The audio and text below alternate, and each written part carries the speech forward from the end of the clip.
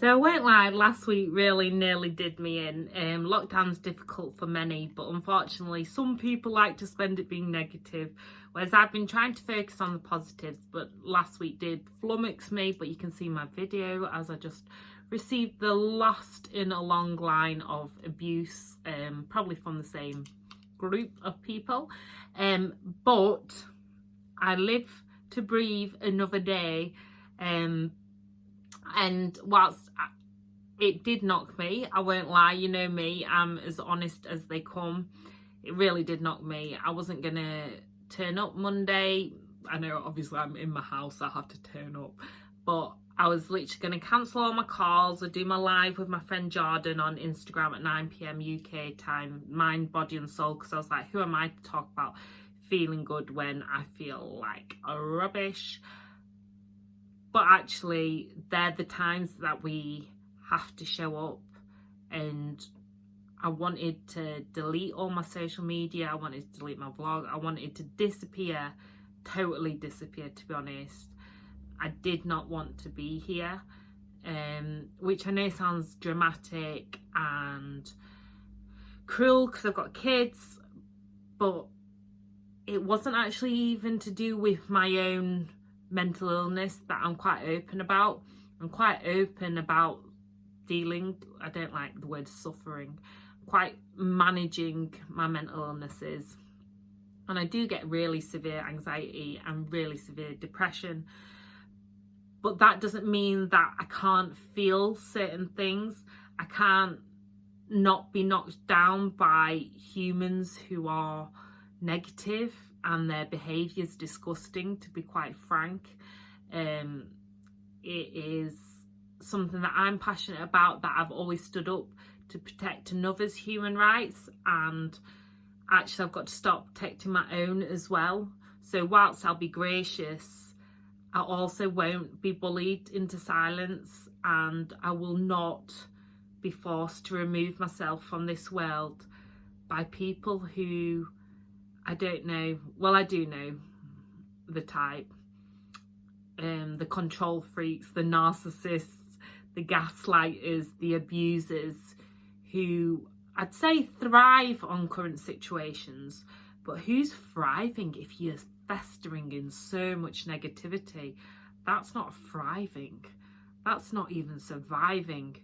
I prefer to be positive and focus on myself and those I can help and support than even harbour negativity. I haven't even got the energy to go around being negative to people. Like, I haven't even got that in me. It's just not, I don't know, I just haven't. But I did post like love overcomes hate and love always wins. And at first when I posted that, I was like, does it though? Because I feel absolutely knocked down and beaten by this abuse. But actually I've come out and it's given me a sense of realisation about what is important to me, and that I will not be abused anymore. Like, you'll have to read my book, but it's been a long spiral of it, and I've accepted that kind of behaviour for far too long, and now is the turning point. I won't lie, it did nearly break me, very, very closely nearly broke me. But for the sake of my children, for other women, for other people who are surviving and living with abusive narcissists, then I will keep on. And I don't like even the word fighting, because that feels too harsh for someone like me. Like, people always say you're a fierce woman, and I don't feel fierce. Yeah, I'm strong, but I'm fragile. I'm not of a fierce nature, but that's okay. It doesn't mean I'm not strong because I'm not fiery and I'm not fierce. It just isn't me. So I don't think as women we have to be fierce to make our stamp on the world. We can still be gentle, we can still be sensitive, we can still be emotional, but we are strong, and you are stronger than you think. And just pity those people who are harbouring in that negativity and have that time. Oh gosh, I'd love to have that. Well, no, I wouldn't love to have that time to be negative, but I'd love to have that time to even have such an opinion on anyone's life. I'd love that, but I don't, because I've got too much on. My life is full. My life is going somewhere, and whilst it might not feel like it all the time in lockdown, it is. And I've got two amazing daughters who, one I would say is feisty and fierce, but that's brilliant because that's her. That's who she is. I'm not going to put her down because she doesn't fit my norm, or the other one is better because she is similar to me. No, we are who we are, not who we think the world wants us to be.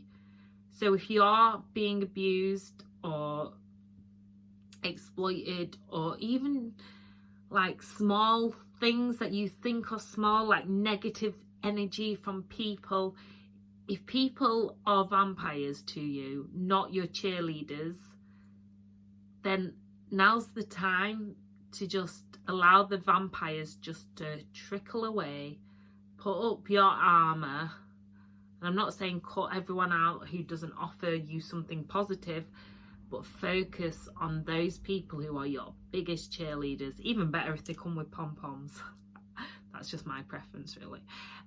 But yeah, focus on the cheerleaders, and the vampires, let them melt away, and they can come out when it's dark, and they can just try and suck and suck and suck, but we're not going to let them anymore.